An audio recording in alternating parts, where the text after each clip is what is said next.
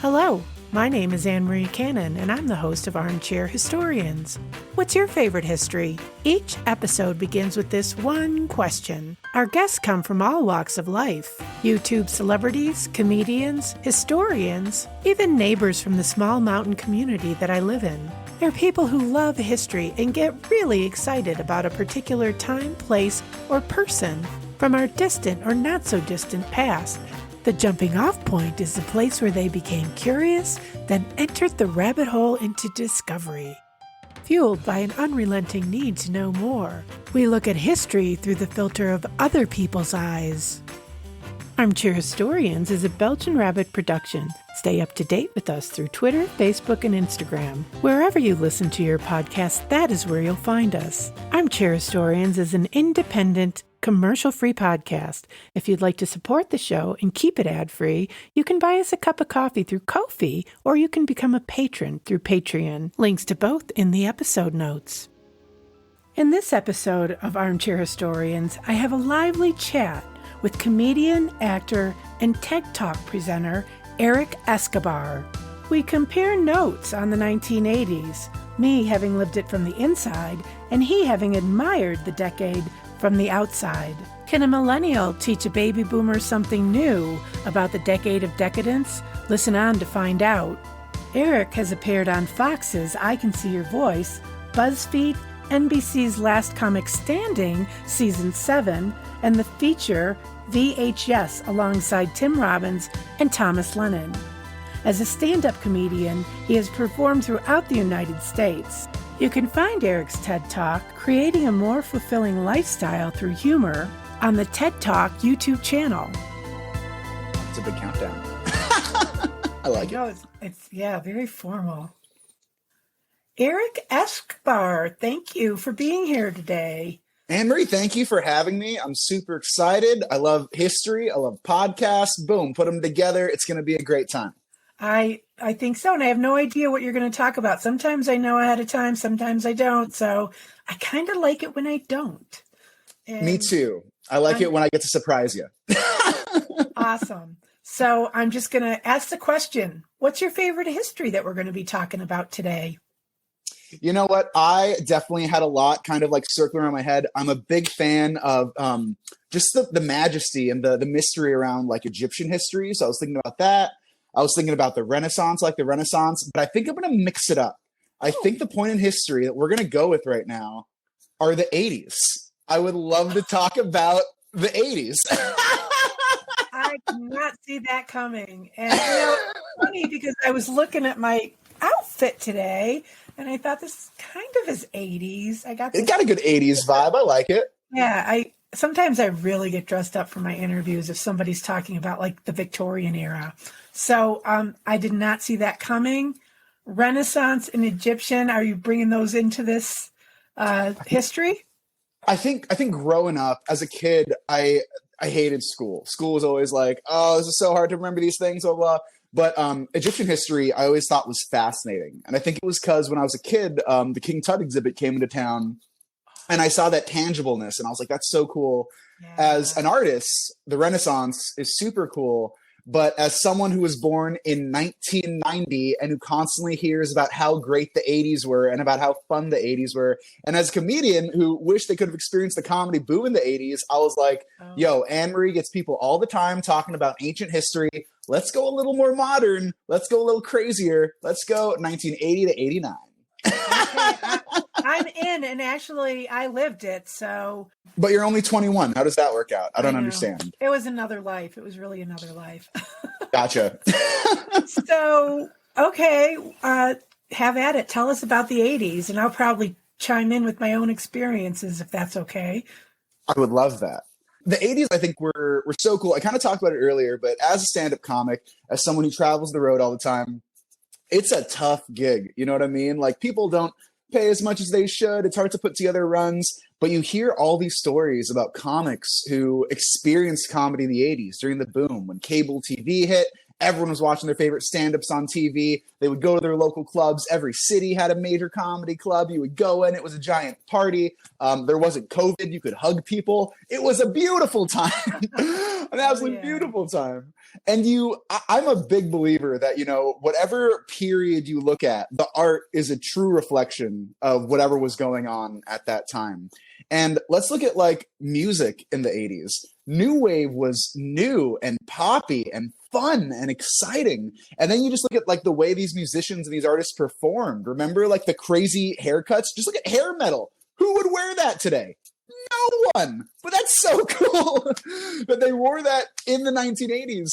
And I think the pop of it and the allure of it and the bigness of the 80s, the colors, the excitement, the party atmosphere, that's something I wish I could have experienced. And I think it's just so cool. So cool. So that's my historical period of the day. So I lived it from the inside, and beautiful. I went to cosmetology school in high school. I graduated in 1981. And so I was doing that here.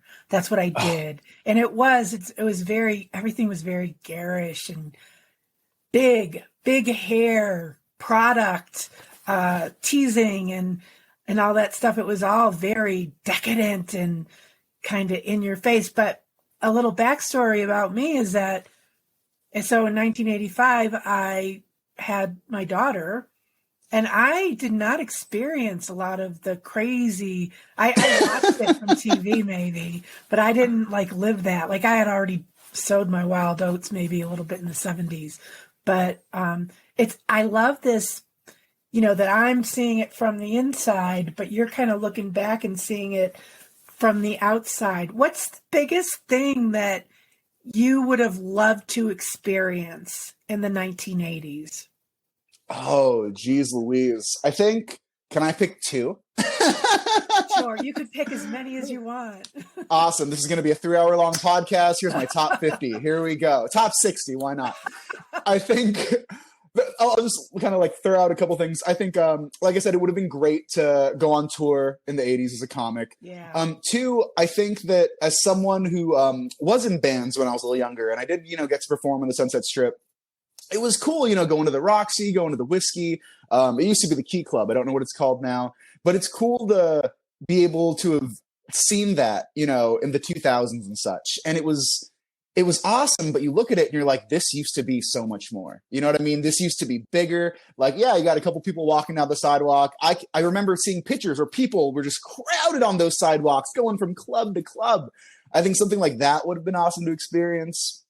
And I also feel now, as someone who is a big movie buff, I love film, I love television. Whenever I get the honor of, being booked on something as an actor or even working production, you see how things are so streamlined, and you see how things are so, let's just do it. We know what we're doing. Here's the green screen, here's a prop. In the 80s, I think we were still kind of figuring out the magic of, big productions and big movies. And there weren't green screens. Like, I can't tell you how many sets I'm on now. I'm like, oh, okay, there's a green screen. Oh, they're just going to put it in post. But I love like big props. You know what I mean? When I love theme parks, and I love seeing, the big King Kong or, the big dinosaurs on Jurassic Park. And to think like, wow, they used to make like big time set pieces. They would make a whole dinosaur just for 2 shots. They wouldn't just put it in their computer. I would have loved to see kind of like the movie magic back then, because it was so different than what we have today. Yeah, that's interesting. In that continuum, my grandfather was he used to make films in the 1930s. Mm-hmm. He was a photographer or whatever, but I never thought of the 80s as being part of that continuum, because he did it like he spliced things and cut them together, and there was no sound, so they were all silent. And he would put, but there's that, it is part of that continuum, the 80s, and I would have never thought of that. Interesting. Well, as someone who, my biggest, most favorite movie growing up was Back to the Future. And I don't know if it was Back to the Future because I liked it, or Back to the Future because they were the only VHSs we owned. But either way, I love Back to the Future. And you watch it now, especially Back to the Future 2, when they're in Times Square and they have all these futuristic cars and everything's all different. And you're like, they took a whole block by block, and they turned it into a major set where now that would just be, someone behind a Mac just like putting in all the little details. And I'm like, wow, that's so cool. Right. That is a classic, though. Back to the Future. It's a classic. Amen to that. Okay. One of the questions I always ask is, where do we see this? And I know it's a wide open question, and you can just pick something. Where do we see this in pop culture? Of course, there's the pop culture of the 80s. There's the pop culture of today, which I just watched The Night Stalker. And that was just a mashup of that time period. I mean, there's all different ways to think about pop culture in the 80s. I think it's all over. You really start, when I think of the 70s, I almost think of like earthy tones, kind of like mild tones, very organic, very, very beautiful. Then, from 79 to 80, it's like bright pink, bright blue, bright green. Everything is very big. And there's something, you see that the 90s had grunge, but you see that kind of continue in the 90s, 2000s, 2010s. Like, there's something really exciting about that big pop art. And I feel like that big pop art really came through from the 80s. There were obviously, little schmidgens here and there before that. But that's when it really popped out. And in pop culture alone, I look at music nowadays, and we almost don't have the idea of a rock star anymore, or of a band performing on stage, and it's just, guitar, bass, drums, singer. There's a lot of electric components and a lot of pre-produced components to a lot of our pop music nowadays. And that all started with like new wave and that synth and that, you know what I mean? That was like the 80s, and it's, in its birth, it was very electric-y type music, which is everything we have today in pop culture. Wow. You're giving me a fresh look at the 80s. And the 80s was definitely, the 70s and the 80s, I thought, I never want to revisit them fashion-wise. I see it creeping into my wardrobe. I have a lot of vintage pieces. I'm finding a new appreciation of it, I think. And of course, all fashion decades or whatever, they come back into fashion. And even the 80s was a mashup of 1940s, and there were all these different influences on it. So, yeah, I have a new appreciation for the 80s. Thank you, Erik. Thank you for having me on so we can talk about the 80s. Favorite music, 1980s? Ooh, it's great question. All the hits, you know what I mean? All the things that are classics because they're classics and people still listen to them, like Aha. And it's weird because I feel like the 80s were also a very singles kind of age. You know what I mean? Now you like bands, you like musical artists. I love the song Take On Me. I don't know if I've heard another Aha song. You know what I mean? Yeah, yeah. I love White Wedding. I could probably name a couple other Billy Idol songs, but ultimately I'm kind of like, wait, he maybe did Dancing with Myself, something else. Those big pop hits are the ones that you remember. I'm a big kind of like weird music guy. So, a lot of like your weird 80s songs that had, some funk to them, talking about like Flock of Seagulls, and also metal. I think metal was so big in the 80s, so it's really popped. Your Metallicas, your death metal started to become big. Your hair metal, look at that. Like your Motley Crue's and all them. They all kind of were coming up around this time. And it was wild because it was also a time when music videos were big. Think of some music videos from the 70s, maybe 60s, but you look in the 80s and MTV totally changed the game. So seeing all these like hair metal music videos as a kid, I remember being like, that was extreme. This is so cool. They're wild. They're breaking stuff. They're wearing makeup. They have crazy hair. Anything in that hair metal scene or new wave scene, I'm all about.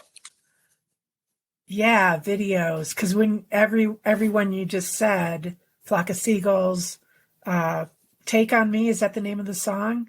Take On Me by Aha. I remember I listened to that every day for a while. I didn't even know it was Aha. I heard the words going, the song going through my head. And that was the one with the cartoon, right?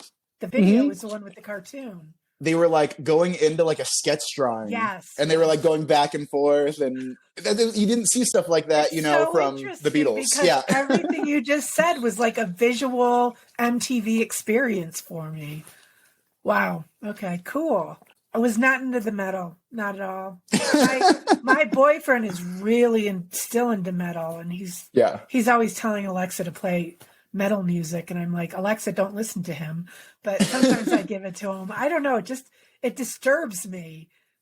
I feel like it's one of those things where if you're into it, you're all in. But if you're not into it, then you kind of just like look at it on the side. Like I have like my girlfriend's cousin, he wears Van Halen shirts every day. You know what I mean? He's always listening to records. He has AC/DC clothing. Like everything he wears is like 80s metal. And I feel like when you're an 80s metal fan or a metal fan, you go all in. You know, very few people are like 1 foot, one out. It's like, this is my life. Let's go.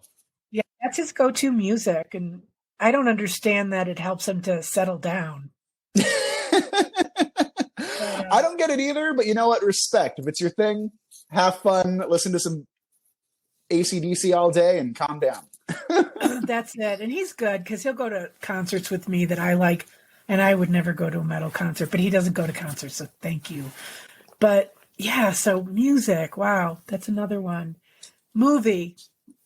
Favorite movie. Is it Back to the Future? It's got to be the Back to the Future trilogy. And I'm going to go, it's not just Back to the Future, it's Back to the Future 2, okay. Back to the Future 1, Back to the Future 3. There's my order of favorite 80s films. Is there a reason for that? I just thought that like in Back to the Future 1, they had a great story. It was really, really cool the way they like put it together. You know, it's Zemeckis behind it, you had Spielberg behind us. And I think they went out, they made a movie.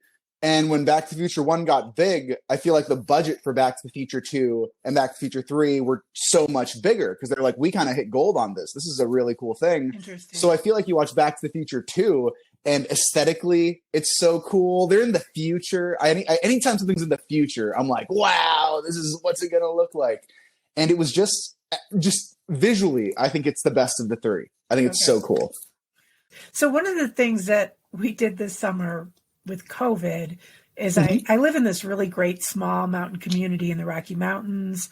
It's an old historic town, and I have friends. You know, we had our little pod of friends, I'll say, and my friends, the Mays, they set up a outdoor drive-in sit-down thing in their yard, and so cool. We watched old movies. Like the first one was Jaws. And then we watched, you know, some of the movies from the 80s, and it was so interesting going back and looking at them and how politically incorrect they were and the way that we thought. And, you know, we're really trying to change up the way that we talk, the way that we think about race and ethnicity and, you know, the sexes. And it was such an eye-opener to go back and look and see all those little things in the movies that today would never work, ever. Yeah, and it's weird because it was not too long ago. Urban Cowboy, that was one. Oh my God, Urban Cowboy. Whew. I feel you. I totally understand because there are things that we could not get away with in film or TV nowadays. So how do you then? Boom. Look at you from your, you know, generation looking back and you watch these things. Do you see those blatant like things represented in those movies? And what do you think when you see them? I do. I think as someone who's a millennial, whether that's fortunately or unfortunately, I'm a little more sensitive to, oh, wow, I can't believe they said that. Or, oh, wow, they're treating this person like this. Or, wow, they're only casting Asian people or Black people like this. You see it. As a comic, I'm very like, you can create jokes about whatever. You know what I mean? You can create entertainment about whatever. I think as soon as we start limiting our mind, you know what I mean? Oh, I can't think that way. I can't see things this way. I think when we limit ourselves, it limits the art. And I don't say that to say, you know, like, oh, it's okay if things are racist, or okay if things are sexist. No, I don't think that's great. But if in comedy, the joke is either parodying it or the punchline is funnier than the actual offense level, go for it. And in entertainment, it's kind of the same way. I feel like if you use this as a tool to show like how messed up things were back then, or if you use this as a tool to show like, we're not going to censor what it was like back then, this is how it was, I think it's one, not horrible because, you know, you're not doing it to be mean. The intention of racism or sexism isn't there. You know, you're using it to, if anything, fight racism and sexism or whatever it might be, anyism. But two, I think it's kind of interesting because, you know, we can't always believe things were always great. You know what I mean? Right. And when we look at these snapshots through film or TV of like, oh, Artie Bunker sure is not saying good things. It kind of shows us like how far we've come and how far we have to go. which is, it's a beneficial thing, like it used to be this bad back then or this weird back then. Let's change it. We have changed and we can do better in the future. I kind of think the depiction of Archie Bunker was before its time because it was such a parody of that kind of racism. And, I kind of grew up in that house, not that house, but, my father was extremely conservative and that type of thing. So, Archie Bunker, I don't think they could do that today, but never. In hindsight, it was brilliant. And the point of it was to basically show you this is what it looks like when you're a racist and when you're all these things. That is an interesting segue into potentially another conversation about the 80s. Because as you were talking, I was like, wow, it sounds like everything was great in the 80s. And I'm not so sure that it was. And so are there things that come to mind in the 80s that were, the darker part of the 80s that you stop totally. And think of? Nowadays, since we have social media and, we kind of have this presence we put out there for ourselves, we really want to be the best people that we can be. So, because, there's eyes on us everywhere. You know what I mean? Wherever we go, there's like eyes on us. In the 80s, it kind of felt like there was this like, no one knows what anyone is doing. So let's just do all this crazy stuff. It was like, I don't know how healthy or good that is. That's probably not the best idea to do that. There was a lot less, accountability. You know what I mean? When I go on tour, I like make my bed before I leave a hotel room. The 80s was known for like, let's trash it. And that's okay. We'll encourage it. And also the depiction of, women back then was so not great. You know what I mean? It was very objectifying. That's one thing where I was like, this is definitely something where I'm glad that's not still a thing. And I'm glad we kind of come out of it. There's so many things about that time period that I feel were so gritty and not good and not great, but also that was kind of the reason why the 80s has this weird mystique about it. You know what I mean? Because it was the wild, wild west. It was a free for all. People were doing whatever they wanted to do. Everyone was on drugs all the time. Like it was a wild time. It created Donald Trump.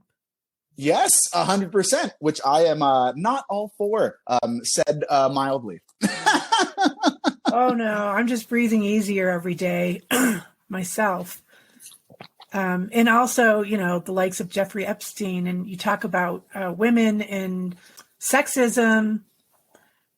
I just watched this really good show on Amazon. It's called What the Constitution Means to Me. Have you seen that?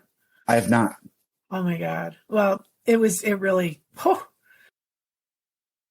it's this woman who, when she was 15, she used to go around and do these debates about what the Constitution means to me. And they were contests, and she won all the time. She won so much that she ended up saving enough money to go to college. Whoa. And she goes back. It's a one-woman show. I recommend it. If there's a woman in your life, I recommend it. And I will check that out. But what you're saying, it's kind of like, we're just kind of coming out of the dark ages, and that, the way that women have been treated throughout history is mind-blowing. And we're still there. We're still in it, just like with we have a long way to go. Racism and all that stuff. But there was just something about that really made me see what we might have thought was subtle. Like, as we get further away from it, it's not subtle. It's blatant. It has primed women to be subservient and to be afraid. Yeah, when we look at the 80s, we kind of pick and choose our favorite parts, and we pick and choose our favorite things. A lot of bad things went down. You know what I mean? The way certain minorities were treated, the way women were treated, not great. Not a fan. And I think there's something really kind of exciting about the time we're living in now, because there's a lot more social responsibility. So in the 80s, I think it's so weird because, we kind of pick and choose our favorite things about it. We love MTV. We love the music. We love this. But really it was, a very dark time, and a lot of bad stuff was kind of going on. So, you kind of look at it through like those rose-colored glasses, like these were the good things, but we can't forget about all of this. And I think now we live in a really cool time because of social media and the internet. Like, even if you grew up in a place and you only have a mentality of, this thing and this thing and this thing, you can go online and see different perspectives, which I think is really exciting. Really judge for yourself, like, oh, women shouldn't be treated that way. Minorities shouldn't be treated this way. And it's kind of cool because we're in a time now where they don't have an excuse to be socially irresponsible. Right. So at least we're living in better times. There's great parts about it. There's worse parts about it, but that's definitely a big win for everyone in these modern times of social media. Yes, I agree. I agree with that. And I'm hopeful about that too. For me, I am a child of the 70s, and I have had to be really challenged the past few years with my internal systemic, racism and all that kind of thing. And it's uncomfortable, but I think that, getting to that point, it's making me a better person. It's making me look inside of what my norms are and why are they norms, and how do I feed into the bigger problems of social justice. And so I agree. I think it's a great thing. And, reflecting back is helpful too, looking back on that time period and seeing it, how it was. And I agree. It's like Archie Bunker. He was somebody's dad. He was a racist, whatever, but he was somebody's dad. And, I don't know. It's a big mishmash of things that It is. where we, are dealing with today. But I'm hopeful. And it's the age of Aquarius. They say, that's like, it's a new dawning. And, if you believe in that stuff. I do believe in the good energies. I believe whatever good energy you put out is what you're going to receive. And every person's a person. Every human's a human. Everyone deserves to be treated with respect, just like another person. And I think it's exciting because, there's a lot more open-mindedness going on. Where before it was like, I believe what I believe. If you go against me, screw you, or I'm going to double down on my beliefs. But a lot more people are being open-minded, being like, oh, well, maybe the things that I believe, the things that I grew up with in my experiences, they formed who I am, but that isn't necessarily the person that I have to be. You know what I mean? I could change that if I see it in perspective. And at the end of the day, when you put out that good energy and when you try to make everyone just have a better day and happier, that's something that, we should be working towards. And when you see that in someone else, it kind of inspires you to be that way. And I think slowly but surely, all that goodness is kind of, taken over, which is great. I like that. And it reminds me of your TED Talk. Maybe we'll talk about that. I think the hardest thing for me, though, has been, my boyfriend calls it the baby boomers' last hurrah with this guy that just left our house, the White House. And, there is an unmoving, unwilling to change element. And I'm hoping that by focusing on, somebody once told me that when you focus on the problem gets bigger. But when you focus on the solution, then you have a solution. And so I think what you're saying, it is very simple. And it's something that I have always felt and believed as well. It's like what energy you put out multiplies. But I'll tell you, I have put in such negative energy into the universe the past 4 years. It's Me like too. I'm having to reprogram, and I love that message that you have. Was there anything else about the 80s that you wanted to talk about before we move into what I feel is a natural segue into your TED Talk? You know what? I think something super cool about the 80s as well is the idea of cable TV, because now when you look at how artists and musicians, singers, whoever it is, promote themselves, it's all through the internet. You know what I mean? Viral YouTube videos, get big on TikTok, get big on Instagram. Everything's kind of in this virtual showcase of marketing. And I feel like that's kind of, the 80s is where it all started. Because with MTV and cable TV, that's when you could really market yourself and sell yourself and show what you got through a music video, through a stand-up special, through whatever it may be. Yeah. And before that in the 70s, people still promoted stuff. You still had radio, people would flyer things up, you would have events. But in terms of virtual electronic marketing, the 80s is where it started. And I think it's so crazy how we went from cable TV to TikTok videos. And it's all in the same through line of get your name out there with some type of content. Wow. I'm just reflecting on my life and the progression of technology. I grew up in a house that started out with a black and white TV where my brother, there were six kids in my family. And I was the youngest, and my brother would be like, "Hey, Anne-Marie, go move the antenna. Oh, right there. And then don't move, just, and it's black and white. And then, just how technology has progressed, and that, these stopping points that I don't think of that you see very clearly. I love that. I remember I'm probably in the last generation to know what it was like to not have a cell phone. Straight up. You know what I mean? When I was in 5th, 6th grade, you would go to the mall with your friends. You would be like, "Hey mom, hey dad, can you pick me up at 8?" Everyone gets picked up at 7 o'clock. And then you're stuck there for an hour. You know what I mean? You're not playing on your phone. You're not calling them for a ride. You're not like trying to look at your email. You're just stuck there without a phone for an hour. And you'd make it work. You would go into Spencer Gifts. You would grab some fries at Red Robin. You know what I mean? You just hung out at the mall. And kids nowadays, they don't see that. You know what I mean? If you don't have your phone, freak out. I freak out when I don't have my phone, and I'm 30. Yeah.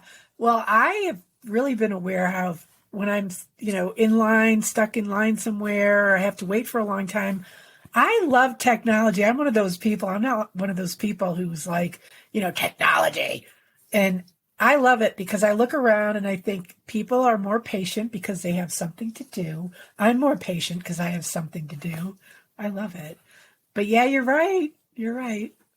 That's so It's a funny. weird time. How old are you, if you don't mind me asking?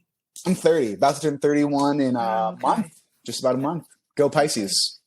Ooh, Pisces. That's a very complex zodiac sign. Ooh. I'm a complex guy. My list. I had to write Do your thing, yeah. No worries. A note here. It said, "Stick to the script," because I was just editing the podcast. It's going out today, and I went off on so many tangents, and so I'm the same way. Sometimes that's where we find gold, so don't you worry. You're right. I agree.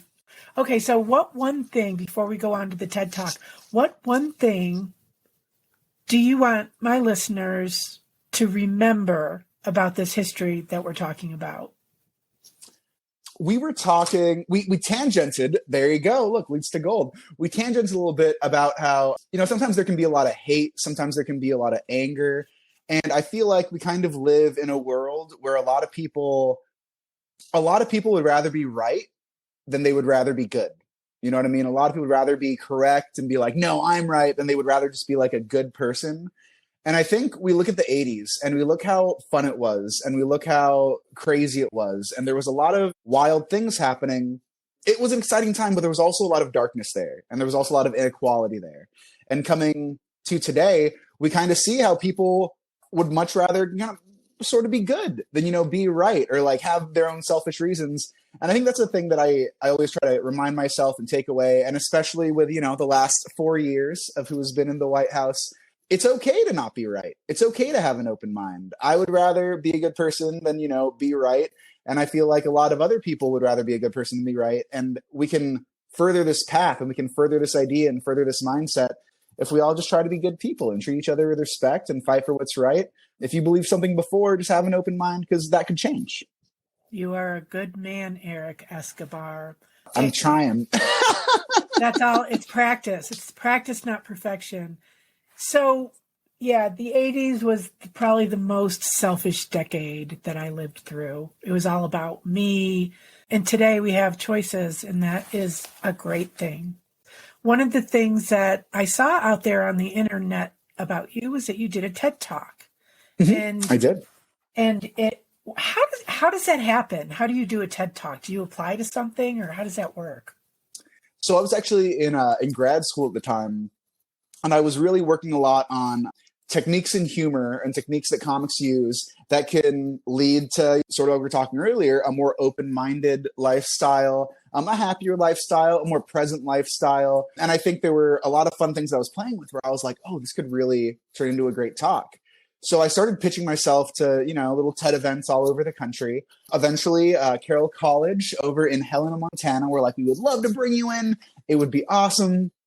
I came in, we prepped for months, and Anne-Marie, get this. I believe we had our TED Talk on the 13th or 14th of March, and the day before, lockdown hit all of Montana. So we went from, I think Oh, it was that like explains everything. explains a lot. Because we went from like a 200 person sold out crowd to like no one can be in there. We're still going to film it, but it's only going to be for like a camera guy and the director. And it was so wild because I had this great idea leading up to it. Was like, I think it'd be a fun bit if I came out as my own warm up guy. And I didn't realize it till I actually stepped on that stage. Oh, I'm going to do this bit where I'm a warm up guy for no one. No one is in the crowd. So it was a great experience and I loved it, but it was a weird one because I was literally doing it for near zero people in a snowstorm in the middle of Montana. And I'm like, I'm so grateful. I'm so happy, but what the heck is this? It was brilliant. It was brilliant. It was inspiring. That means a lot. Thank you, thank you, thank you. And, it's helping me. I'm trying to reprogram or I don't know, clear away the muck of whatever. And your message was more fulfilling life through humor. That's what it was. It was a more. That's what it was. Through humor. And you talk about when you walk into a room, you look for the humor. Yes. And like every opportunity is an opportunity to inject humor into a situation. I think to a degree, yes. I think what you're talking about is definitely on the money, right? But I look at it more in terms of just always being present. Because I think a lot of the times, you go through life and, you get in your car, you turn it on, you drive somewhere. Hey, how you doing? Oh, I'm good. You might drive through somewhere and everything is so automatic. You know what I mean? I feel very rarely today are we present in a situation and really engaging someone without having a bunch of canned answers or just kind of like trying to get through it, looking back on the day and being like, oh, whatever, not even really remembering anything because we were never present and in it and seeing everything around us. And I think when you are present, it lends itself to having more humor and seeing the jokes in life and seeing the funny things in life. And I think whenever you're present and you can create a funny or create a bit or create a joke, that is giving someone sort of the perspective of like, whoever's trying to tell me a joke or whoever's trying to be funny, they're trying to make me laugh. And if they're trying to make me laugh, they care about me. Right. And they're trying to do something to make me happier.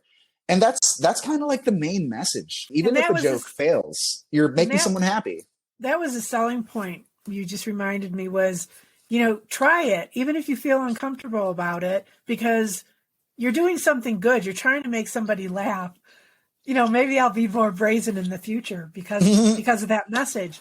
But, do it because somebody's going to see that, even if it falls flat. Try it, do it. Like I said, I grew up in a family of 6 and, humor was a very big part of everything. It still is. So we're always looking for the next punchline. We're always trying to be the one who makes the rest of them laugh. Exactly. And are you from a big family? I am an only child. I am from the opposite of that situation. But whether it's, being an only child or it's having, like a 12-person family and having everyone, all families have tension. It's tough growing up. And humor relieves that. And humor helps you get through it. And whatever kind of bull is in the way, whatever kind of anger or tension is in the way, a joke is so powerful and can kind of take away the evilness or the stress or the anxiety of a situation because it's a joke. So I recommend to our listeners, definitely check out Erik's TED Talk. And you can find it on YouTube. You have a YouTube station, right? It is. So I believe the TED Talk that I did was actually under the TEDx Talks for Carroll College account. Okay. But also my own, where I post some stand-up, some fun stuff. But just look up Erik Escobar TED Talk. You'll see my beautiful face. I'm pretty sweaty. It's a good time. It is. It's a good time, and it's a very good message. And it's going to, it's something that we're always going to look back on and be like, that was the day after lockdown. I interviewed your friend Zach, right? Zach Lyman. Yeah. And that's how it is with me. I connect with somebody and then I look at their world and who's in their world, and I landed on you. And, because you have a presence out there, there's a lot of breadcrumbs out there on the internet. One of the things he said that day is, oh, my friend, Erik Escobar, he just told me he's going to be on this show. What I realized is that my daughter had me watching The Masked Singer and my friend Kevin. They both watch it and they're like, oh, we've been watching this. So I watched it for about a season, quickly. And then I saw that there is this offshoot of that, and it's called Show me your voice. Yep. I can see your voice. Yeah. I can see your voice. Okay. I can see your voice. I get that mixed up. And what I realized is that the one episode of that I watched was you were in it. No way. Yes. What are the odds? What are the odds? I mean, I don't know how many episodes of that was. And I just loved it. You were so brilliant. And you just came out and you belted out that heart song like it was nobody's business. And you're not a singer. I am not. I'm a comedian. I'm a TED talker, but I am not a singer. I'm a lot of things, but not that. So then I was like, oh, I got to get this guy on my show. How did that happen? So kind of like the TED Talk, what's insane is we were actually supposed to shoot my episode, I want to say March 24. COVID happened. So we put it on hiatus. We shot in, I want to say August. And then I think the show came out around November. Oh, we were actually Thanksgiving. We were the Thanksgiving episode, which was really exciting. Oh, that was a trip. It was a super trip. I actually got in because I want to say I was auditioning every year for America's Got Talent. I was always on my stuff in. And there was a casting person there who was super great, super amazing. And she was like, well, you can go for AGT again, but there's this other thing that I think, you might be good for. Check out I Can See Your Voice. So I submitted my materials, sent in a video. They were like, hey, that's great. Can you sing worse? Sent another video where I sang worse. And they're like, be even badder. And I'm like, so I sent in these videos. I was progressively getting more and more horrible. Eventually they brought me in and it was an amazing experience. I would consider that like my first major kind of non-commercial TV thing. And I had such a fun time on that show. It was so wonderful. It's a tense show. It stresses you out. I don't know about you. When I watched this season, I was like, oh, who's it going to be? Are they bad? Are they good? It created a lot of anxiety in my body. It's stressful. It's very stressful. So tell us the premise of the show. So the premise of the show of I Can See Your Voice, I believe I don't know if it started in the Philippines or in Thailand or Korea, but I know it got big in all those markets. And essentially you have let's call it like a dais of about 6 singers, and some of them can sing, some of them can't sing. And the contestant, through all these little challenges, has to figure out whether they're a good singer or a bad singer, put their money on which one it is, and see if they're correct. But the crazy thing about it is like some of these good singers are purposely doing bad things during their lip sync, during their interviews, during their whisper, challenges. And some of these bad singers, they're pretty confident. They're pretty good liars.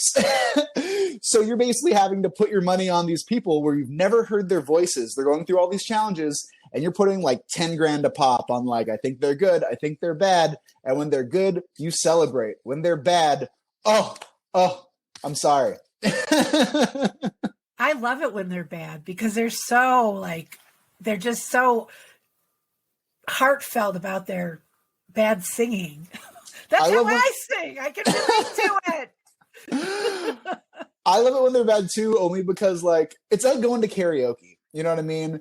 When you go to karaoke, if someone picks their song and they're nervous, they're kind of, halving it. It's like, all right, this is good. But when you see someone who's dancing and rocking it and having a good time, they could be the worst singer ever. But if they're loving it, oh, I'm loving it too. It's infectious. It's infectious. And so you were one of the actors who, I know you were wearing a security guard outfit and, or you worked in a jail or a prison or something. That was your thing, they said? Yeah. So I actually, on the side, I actually teach improv and comedy workshops to kids who are incarcerated. Pre-pandemic, I was working a lot of detention camps, juvenile detention centers, a couple schools that were very, very underserved in tough neighborhoods. And we kind of started doing a lot more Zoom instruction and Zoom workshops, but it's tough in the camps. It's very, very difficult. But when they were asking me like, well, for your character, what do you do? Who are you? Originally, I was supposed to be like this rocker guy because like we were talking about earlier, I love metal, I love rock, and they were going to do that. And then when we switched it up between March and August, because we were going to shoot in March, when August hit, I think they switched up some of the voices, some of the people. They gave someone else a rocker persona. So they were like, well, we can't be a rocker anymore. Who do you want to be? And I'm like, well, I do this for a job. And they're like, cool, let's make you musical bars. You're going to be the prison singer guy. And I'm like, cool, that's great. Sure. Yeah, I'll do it. Why not? Oh, this is a very, aggressive looking costume, but okay, fine. You kind of just roll with it. Like, you want to do this? Yeah, sure. And then next thing you know, you're singing in front of Rick Springfield. Oh, yeah, that's right. Rick Springfield. Oh, that's so fun. So these are all the breadcrumbs I'm following on the internet with you. And of course, there's your stand-up comedy, which is what you do. Comedy. Yes. Let's talk about your comedy. Let's talk about that. I would love to. I'm such a comedy nerd. Let's talk about all of it. When did you decide, oh, I'm a comic? Like, how did that come about? My dad growing up used to always love telling jokes. He was a big joke guy. I remember we had some like VHSs of like Laurel and Hardy, Buster Keaton, like a lot of like, older comedy stuff. So comedy was kind of always in my life growing up. It was always kind of around. I feel like I love performing. Like in junior high, I started playing bass and guitar, and I wanted to be a musician. I think I really got a fun high out of performing for people and having a good time, whether it was music or theater, or whatever it was. High school came around. I started doing football. I was on the JV football team. Typical California story. We had football practice. It started raining. They canceled football practice because LA people hate the rain. Football was canceled, and I was waiting maybe another hour and a half for my ride to pick me up. So while I was waiting, I actually stumbled upon my school's improv team, just kind of walking around campus. Wow. And I was like, this is really cool. So I started, jamming with them. We started doing some improv. The next day I quit football. I joined improv because I was like, this is really fun. Wow. And while I was on the improv team, I remember we had a coach who would come in like once a month, once every couple months. Amazing comic named Tom Clark. And I remember one time we were trying to schedule a workshop with Tom. Like, can you come in this date? It would be great to do a workshop. And he was like, oh, actually, I would love to do that date, but I'm on tour in South Africa at that time. Can we do another date? And just casually saying, I'm on tour in South Africa, I was like, that is so cool. That's just part of your life. You're just, let me jump on a plane, do a dozen shows in theaters in another country, come on back, teach these high school kids improv. And I remember being so like, wow, that is so cool that you do that as a comic and you do that as a, a stand-up. So I ended up taking a class with him when I was in college. It was right around the time when I was about to graduate my undergrad. And I was kind of in a position where it's like, all right, I can start applying to jobs. I can get a job right now. Where do I want to work? Or I can, while I'm young, I can do this comedy thing. You know what I mean? Stay up late at night, do shows, go on the road for a little bit of money. Like, I think I'm at a point where it's like, if I'm going to do this, I'm going to do this now. Yeah. And I've never looked back. And it's been a great journey. I love my life. I love my career. It's tough. It's very tough. It's very annoying. There's a lot of politics. There's a lot of kind of BS in it. But, every year gets better and better, and I wouldn't trade it for the world. It's a dream. I love it. So what was the driving force for you to do this? Was it the laughter? Zach said it was one of the things that he really likes is being able to engineer the joke and to refine it and to pull it off. Like that whole process. He loves that. I would have thought it was just the laughs because that's what I'm going for when I'm trying to make my siblings laugh. It's that feeling of, oh, I made them laugh. Like that's edifying to me. But the other part of it seems daunting. And I've watched you tell the same jokes in different video clips, and it's interesting. So is it the same for you, or is it the laughter, or both? It's a bunch of things. I think one big thing for me is like I don't know if you ever had like a job where you did a task, you did a project or whatever, and your boss like comes over and takes the time to be like, hey, I think you did a great job on this. Like, I'm giving you kudos because you did great. That feeling feels so good when you get that approval, from like a boss or a manager, whatever it is. And the way I look at comedy is the people in the audience, they're your boss. You know what I mean? Because you're working for them. Like, you're also working for the club, you're working for the booker, you're working for the producer. But that audience right then, they're your manager, they're your boss. And when you do a joke and it lands, they aren't even taking the time to be like, let me tell them I did a good bit. They're organically, instinctively just laughing. They're not even controlling their approval and their validation for you. And I think it's such a magical feeling when you can make people laugh because they're not even in control of their bodies. They just want to give you that approval to let you know you're doing great and we're connecting right now and we're community right now and it feels good. And that would say that's the number one thing. Like that feeling of making people laugh. it just feels so good. It feels so great. Well, and it's a two-way street, isn't it? You're giving and they're receiving, and they're giving and you're receiving. Yeah. And It's actually profound and beautiful. Well, and also let's make it a little less profound and beautiful. I also, Okay. I think also, you know, comedy is fun because it is a gamble. Every night you go out, it's a gamble. Just like you go out, you play your numbers on roulette, put it on black, put it on red. You don't know how it's going to hit. You never know how a crowd is going to be. I've gotten a standing ovation at the 7 p.m. show, and I've gotten bottles thrown at me at the 9 p.m. show. You know what I mean? Like, for the same show. The same 20 minutes, the same 40 minutes. And it's like, this killed an hour ago. That gambling aspect of it is a rush. You know what I mean? Because you never know what you're stepping into. And when you win, you win. When you lose, you lose. It sucks. Oh, it's super addictive. Super addictive. So you just reminded me of one of my favorite scenes of a movie ever, Punchline. Okay. Have you ever I seen don't think I've seen it. No. Oh, dude, you got to see it. I will. With Tom Hanks and Sally Field, and they're doing the clubs. That's what it is. And Tom Hanks gets up, and his bit is funny, you know, whatever. And the next night or another night, he gets up and he does it. And his father, who is a doctor who thinks he's going to medical school, is in the audience. And he gives the same bit. And he ends up sobbing inconsolably. It's the same. And it was just so profound because, I mean, that was specifically because his father was in the audience, and it shows you there's a fine line between humor and grief, I guess you could say. I think it was the 80s. I think it was a movie in the 80s. I feel like it had to be. I'm familiar with it. I just haven't seen it yet. Yeah. I think you would really appreciate it, especially after our conversation today. And so, you know, what is it that one time you give the same bit and it flies and it's great, and then what are some of the elements that maybe later it wasn't, like it didn't land the way that you wanted it to? For a multitude of reasons, it can always kind of go well or go horribly, horribly wrong.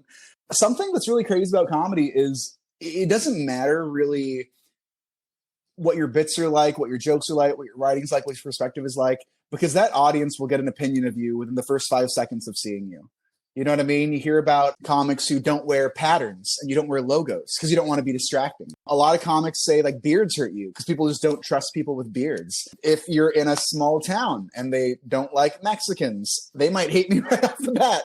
So there's so many factors where you just can't control it. You go in, you do your thing, and every audience is different. You know, you could have a very blue collar working crowd for one show, and the next show is nothing but like bachelorette parties. I can do the same set, but both parties are going to take it very different ways, and they're going to feel it in different ways. And that's kind of like the non-gambling aspect of comedy, in that there is a gamble for a lot of your jokes, but there is a certain level of skill of, instead of saying blue in that one joke, let me say pink and see if it works a little better. Or maybe for, you know, in Texas or whatever, maybe when I have this joke about food, I can talk about barbecue. But when I do it in Seattle, I'm talking about fish and chips. There are little elements of every joke that you can change and make a little better to kind of tailor it to that crowd specifically. I do a bit in particular where I always ask the bartender, the server, like, give me some names of some towns out here I can make fun of. Because they're the same jokes, but it's different towns every time you perform it on the road. So I think that's the big thing of like, why do some jokes work in front of other crowds and don't work in front of these crowds? Because every crowd is different, and you as the comic just have to like tailor and tweak things to make sure every crowd is having the best experience possible for them, because they're all unique. Yeah. Oh, that's fascinating. Like I noticed from I watched Zach and I watched your videos, and one of the things that I realized is you're really doing the same story refined, but you're doing it in such a way that it seems like it's off the cuff, but that's a very practiced thing. I guess I never thought about that before. Well, when you look at I'll put it this way. If I'm doing an hour for a club or whatever it is like that, that hour is going to be a lot of my jokes, like a lot of chunks. So you have your joke, and then if you have a couple of jokes on the same topic, you have your bit, and then you have a couple bits on the kind of the same general thing. That's a chunk. And then a couple of chunks make your big set. So if I have a chunk about online dating and I have, let's call it a dozen jokes in there, I'm going to do those dozen jokes for my hour. But if I'm doing a 10-minute set or a 5-minute set, out of those dozen jokes, I might only do the best two. You know what I mean? Or I might only do the best one. So it's crazy because as you're doing these shows, you're doing like different forms of the joke.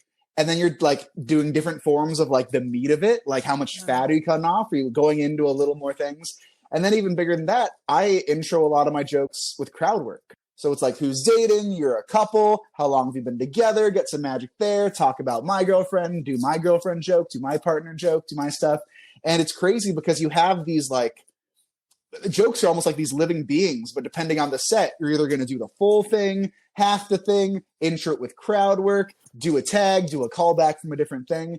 And it's crazy because they're the same jokes, but the way you manipulate them every set is, I think it's very exciting and to see like where it goes. How would you describe your humor?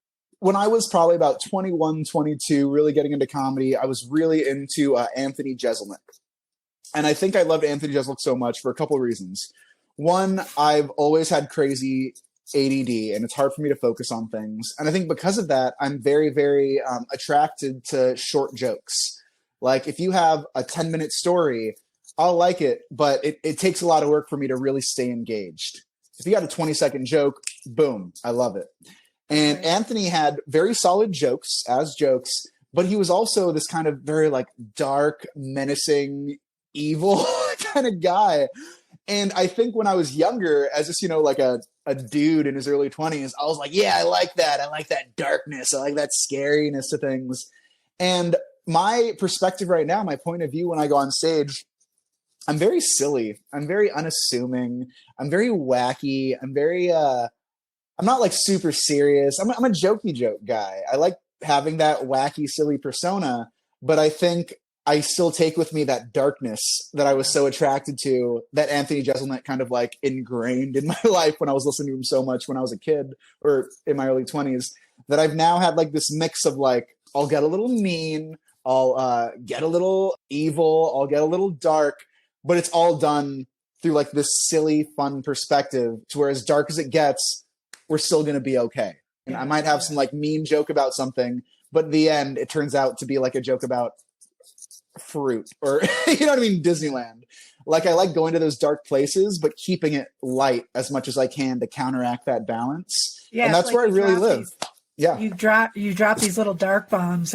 I'm thinking about the one where you're talking about living with and one you were living with your mother, was your roommate. The other was your parents, and you're smoking, and then your mom gets all upset and you're like, it's only crack. And it's like, and then you go on, but you don't stop there. You just keep going. And it's like, I like that. It's fun because like I said earlier, every audience is different and I'm always going to be me. What are you doing now, and how has COVID affected your profession and how you conduct yourself in it? So we got hit very, very hard. Every performing artist, especially comics, it's kind of a scary time. Last year, I was actually on the road about February to about May. I was on the road for about 5 months, and then March hit, and then I was like, oh, well, I guess half of my shows are canceled. And this is like work that you're banking on to pay your rent. You know what I mean? This isn't like, oh, well, whatever. It's just like Boston comedy. It's like, no, like I had a college that was supposed to pay for this month. I had this thing over here. So it was a little heartbreaking. It was a little scary. I firmly believe comedians, we are the hustlers and thugs of the arts world. All right. Like we're always trying to get any little gig. It's like, can I make $50 here? Yeah, let's do that. Do I have to drive 8 hours for $100? You know what? Let's go there. Like we're crafty. You know what I mean? We try to get every gig we can. And because of that, when the pandemic hit, we couldn't go anywhere. All these Zoom shows started popping up and all these virtual shows started popping up. And I would say from about March when the lockdown hit, to even today, looking at close to a year later, I was doing a bunch of Zoom shows and they would range from, just a couple comics in a Zoom meeting trying to dose each other to like actual like corporate gigs and, a couple holiday parties and colleges who would want to bring you in to do 30 minutes of comedy and they'd pay you. And it was scary in the beginning because I was like, I don't know what I'm going to do for work. I don't know what income I'm bringing in. But eventually this virtual thing started being a little more profitable. Not as profitable as it was pre-COVID, but like gigs were coming through, which was very, very exciting. We just had to look for them and chase them. When things started getting a little bit better, I actually started going on the road, I would say last September-ish. So in September, I did the East Coast, I did Ohio, Pennsylvania, Maryland, all outdoor shows.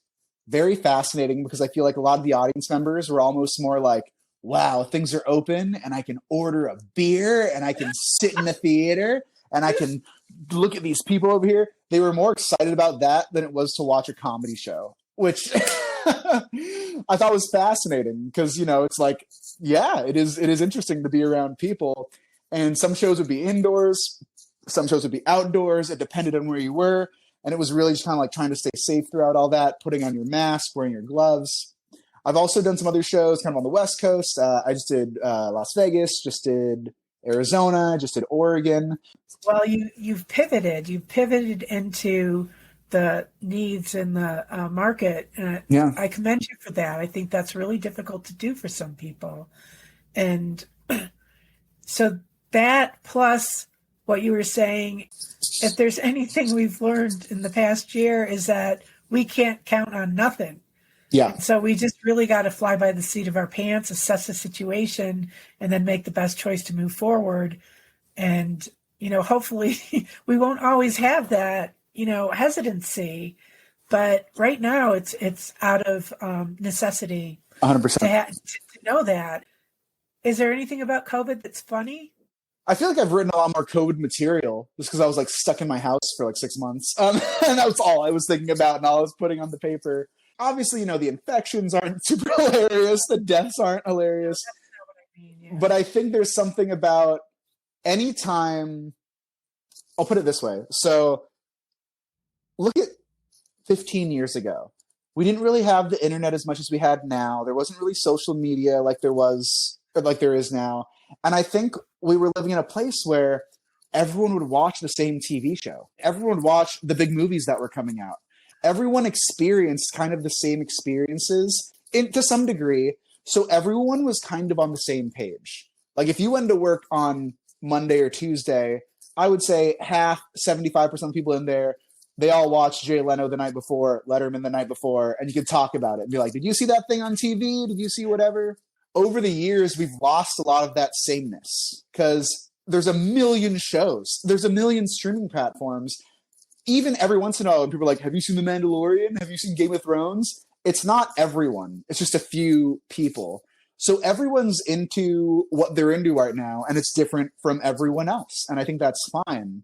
I think COVID really brought us all together. In that way, you're absolutely right. It's wild. We're all going through the same horrible experiences. We're all trying to, you know, do the best we can. We're all making sacrifices. We're all not doing things together. And I think COVID, if we're really trying to be glass half full, COVID is hilarious, and that this horrible thing hit us and it made us all one again.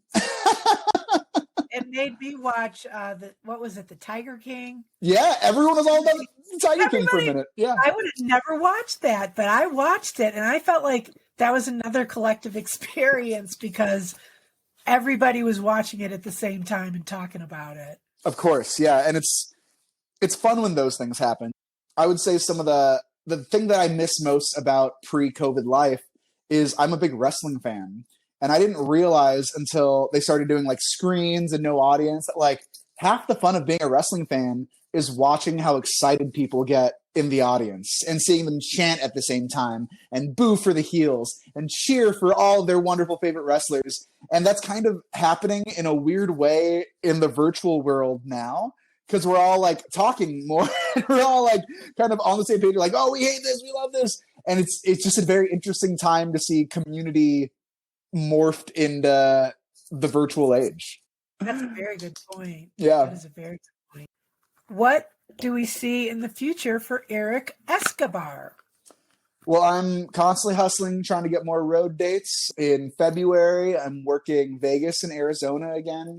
In March, I'm working some shows in Florida. In April, May, I think I have some St. George stuff in Utah.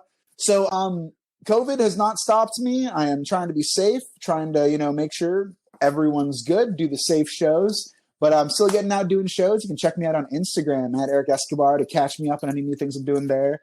And then I'm also still auditioning. I'm still going out for some fun stuff. Just hoping, life takes me in a fun, exciting, safe, financially profitable direction in the coming years. Well, I've really enjoyed talking to you. I've learned a lot, which is what I Likewise. always get out of this. I appreciate you. I appreciate the time. And I'll talk to you later. Ditto. Awesome. You take care. There you have it. Erik Escobar, stand-up comedian, actor, and TED Talk speaker. To find out more about Erik, be sure to check out our episode notes. Thanks for listening. Have a great week.